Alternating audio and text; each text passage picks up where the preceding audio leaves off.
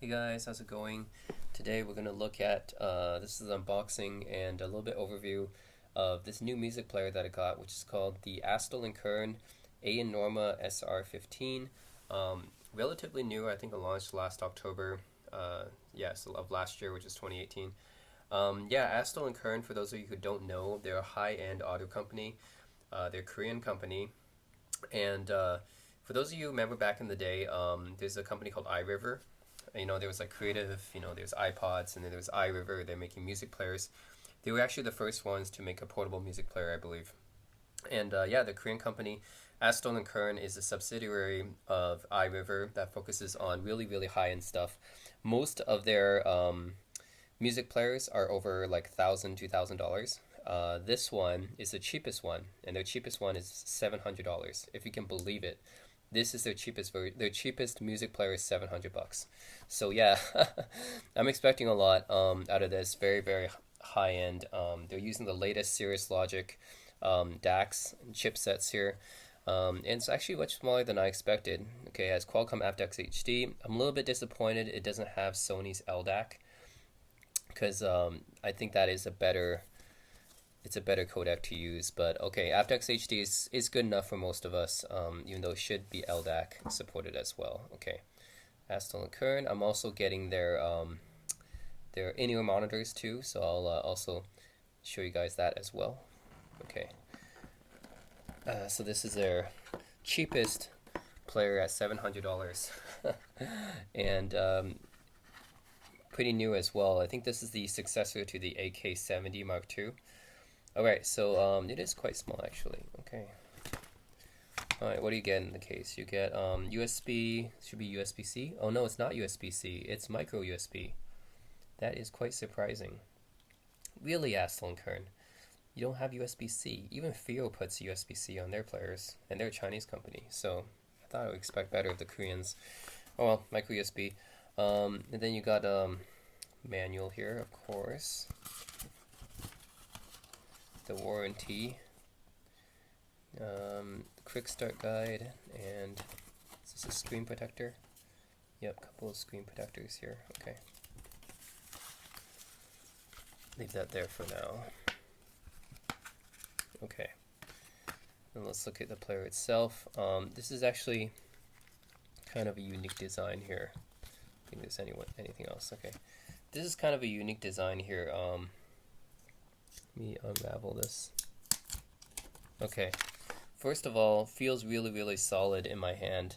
It's like a solid slab of aluminum, very, very solidly built. One thing you'll notice is the screen is a little bit tilted. It's a little bit slanted here.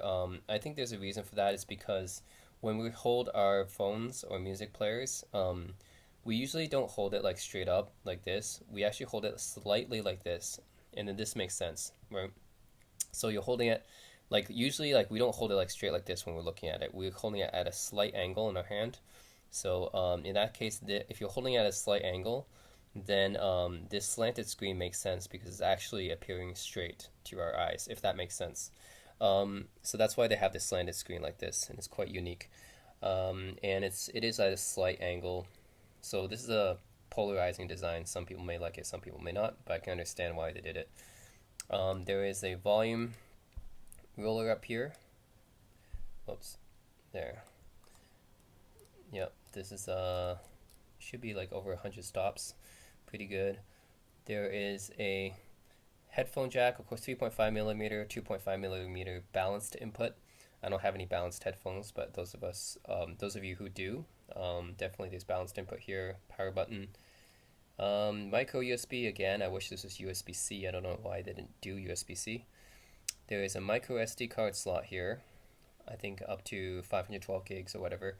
And then there's the next track, previous track, play pause.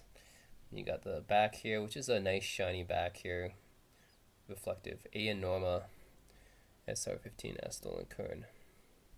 Yeah, see, designed by iRiver. Made in Korea. That's probably why it's so expensive. It's not made in China, it's made in Korea. Okay, that's pretty good. Yeah, and I'll show you the interface soon, but give you a size comparison a little bit.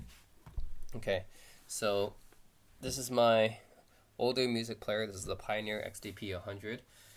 This is my kind of my first app right here. Got in 2015. This one's quite big, 4.7 inches.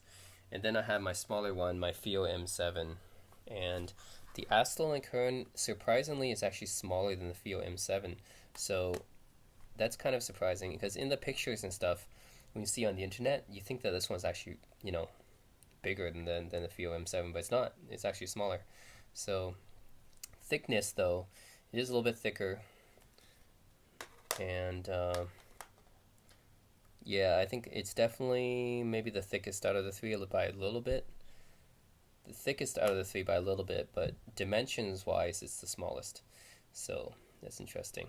It's also, the best built out of the three, and it should be because it's the most expensive of the three. I paid $500 for the Pioneer when it came out, and $200 for the FIO M7. This one's $700. Should be the best built out of the three. I mean, I paid the most for it. So yeah, it's the Astell Kern 8N Norma. It's the new line, and called the SR15. Okay, let's power this baby up. Right, guys, so I got it powered up, and this is the interface of the A N Norma SR15.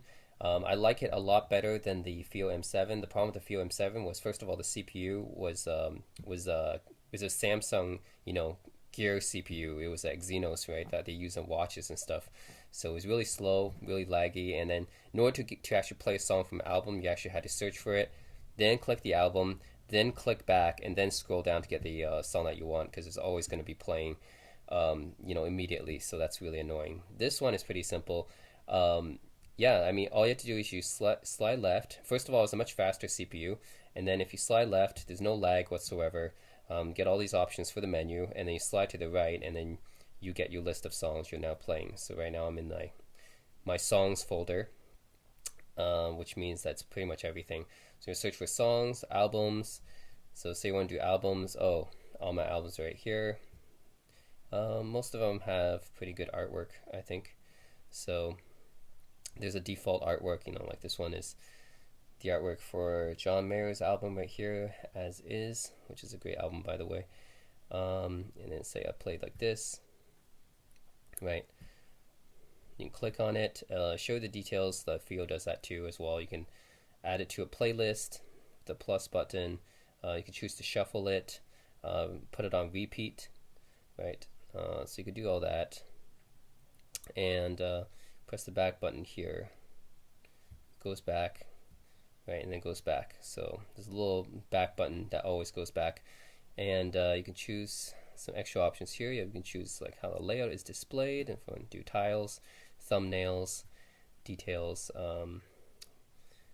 This one, okay, this one's that's from YouTube. Okay, and I go back to the main folder, playlists. You can add some sort of playlist, artists. You can search by artists as well. Genre, folder, MQS. So I actually have some MQS files on here.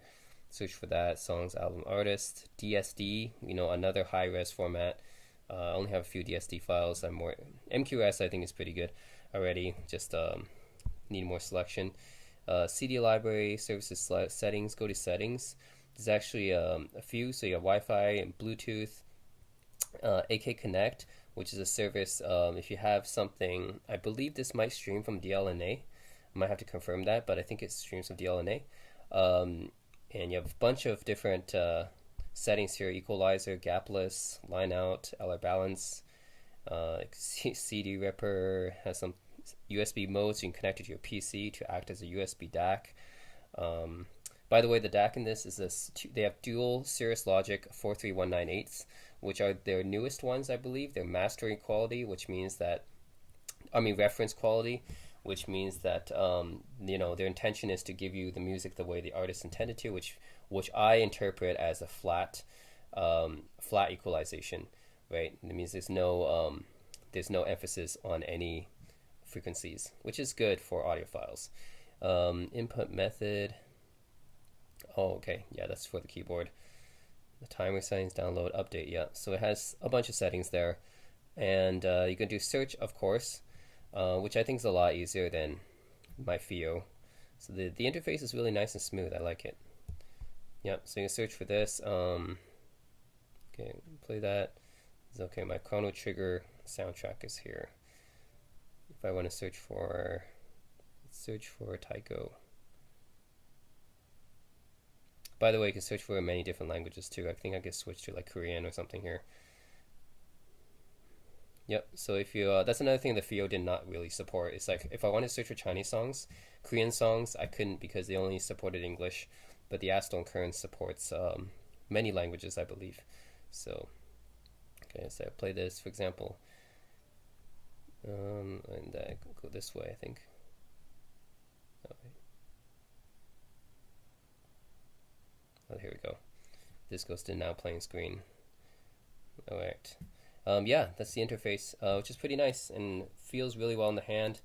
When you increase the volume, it goes to this screen. You can also adjust it by hand right here, the volume, or you can use the dial right here. I like the dial because it's a nice feeling when you go like that. Yeah, okay. It has 150 steps, I believe. Yeah, 150 steps. The FIO only has 60, so that this has more than twice as much. Yeah, which should be expected because this is more than twice as much as expensive as the FIO. So, yeah. Anyways, guys, this is the AN Norma SR15. I'm gonna unbox the headphones now and try it out with this and tell you guys what I think. Oh yeah, and yeah, you can definitely use the side buttons here if you don't want to use the on-screen buttons. So you can, there's hardware buttons here, play, pause. Obviously, you can choose to use either one of them. Yeah, so you can choose to use hardware buttons or the software buttons. I would choose to use the hardware buttons.